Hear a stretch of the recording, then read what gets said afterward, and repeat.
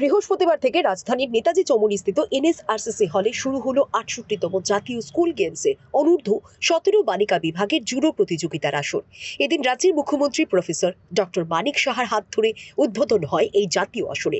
এছাড়াও এই দিনের এই উদ্বোধনী পর্বে উপস্থিত ছিলেন যুব বিষয়ক ও ক্রীড়া মন্ত্রী টিঙ্কু রায়, যুব বিষয়ক ও ক্রীড়া দপ্তরের সচিব ডক্টর প্রদীপ কুমার চক্রবর্তী, দপ্তরের অধিকর্তা সত্যব্রত নাথ এবং পদ্মশ্রী ডক্টর দীপা কর্মকার।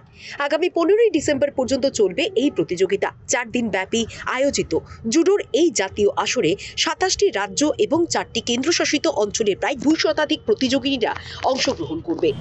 ऐसा मुक्तिपुरा के गठन के लिए जो आपने स्लोगन दिया है और कितने स्टेट से यहाँ आए हैं और इससे देश का जो यूनिटी है उसके ऊपर क्या प्रभाव पड़ेगा, क्या बोलना चाहिए? बहुत ही अच्छी चीज है। यहाँ पर 68 नेशनल जूडो कॉम्पिटिशन यहाँ पर अंडर 17 स्कूल के यहाँ पर हो रहा है और ये लेके बहुत बार त्रिपुरा में बहुत सारा इवेंट्स में अभी तक यहाँ पर इस तरह कंपटीशन हो रहा है और मैं समझता हूँ ये खेल कूद में हमेशा सबको रहना चाहिए।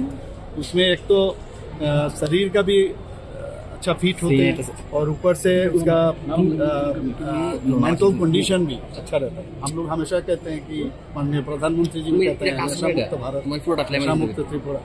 ये सब में गेम्स खेल कूद में ज़्यादा रहेंगे तब इन लोगों का फ्रेश माइंड रहेंगे, कुछ इनोवेटिव आइडिया भी इनको होगा। तो मैं समझता हूँ ये जिस तरह यहाँ पर कंपटीशन अभी यूथ एंड स्पोर्ट्स डिपार्टमेंट इसको होस्ट कर रहा है और त्रिपुरा स्पोर्ट्स काउंसिल ये बहुत ही फ्रूटफुल होगा।